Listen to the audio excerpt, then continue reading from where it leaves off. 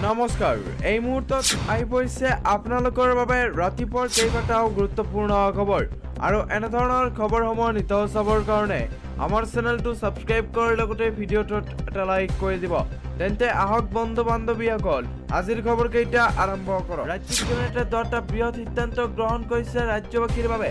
হয় বন্ধু বান্ধৱীসকল, ৰাজ্যবাসীৰ বাবে এইবাৰ 10টা বৃহৎ সিদ্ধান্ত গ্ৰহণ কৰিছে ৰাজ্যিক কেবিনেটে। অৰুণোদয় আঁচনিত নতুনকৈ সংযুক্ত কৰা হ'ব 6 লাখ হিতাধিকাৰীক। হয় বন্ধু বান্ধৱীসকল, এইবাৰ অৰুণোদয়ক লৈ ডাঙৰ মন্তব্য কৰিছে অসমৰ মুখ্যমন্ত্ৰী ডক্টৰ হিমন্ত বিশ্ব শৰ্মাই। 11-12 অক্টোবৰত 6 লাখ হিতাধিকাৰীক ৰাজহুৱাভাৱে প্ৰদান কৰা হ'ব পত্ৰ। ৰাজ্যৰ প্ৰত্যেকখন জিলালৈ এগৰাকীকৈ মন্ত্ৰীকৈ হিতাধিকাৰীক প্ৰদান কৰিব পত্ৰ। 10 নৱেম্বৰৰ পৰা 6 লাখ নতুন হিতাধিকাৰীয়ে নিয়মীয়াকৈ লাভ কৰিব ধন। 13 অক্টোবৰত ৰাজ্যৰ 9ম শ্ৰেণীৰ ছাত্ৰীসকলে লাভ কৰিব চাইকেল। বন্ধু বান্ধৱীসকল, এই 9ম শ্ৰেণীৰ 3,69,000 ছাত্ৰীয়ে লাভ কৰিব এই চাইকেল। 16 অক্টোবৰত 2,22,000 মাইক্ৰ'ফাইনেন্সৰ ঋণী মহিলাই লাভ কৰিব ঋণমুক্তৰ প্ৰমাণপত্ৰ। শীঘ্ৰেই বজালী জিলা সীমা নিৰ্ধাৰণৰ সমস্যা দূৰ কৰিব চৰকাৰে। সীমা নিৰ্ধাৰণৰ সমস্যা দূৰ কৰি শীঘ্ৰেই জিলা হিচাপে ঘোষণা কৰা হ'ব বজালী জিলাক। যুঁজি শ্বহীদ হোৱা সেনা জোৱানৰ পৰৱৰ্তী উত্তৰাধিকাৰীক প্ৰদান কৰা হ'ব চৰকাৰী চাকৰি।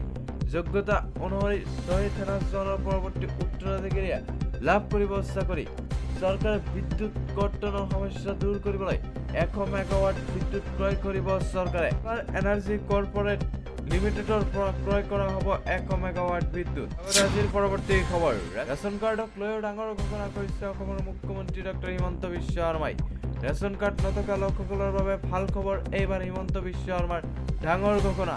ৰেচন কাৰ্ড নথকা সকলৰ বাবে ভাল খবৰ দিলে হিমন্ত বিশ্ব শৰ্মাই। ৰেচন কাৰ্ড নথকা লোকসকলক প্ৰদান কৰা হ'ব ৰেচন কাৰ্ড। ৰেচন কাৰ্ডৰ গৰাকীলৈ কেইবাটাও বৃহৎ সুবিধা।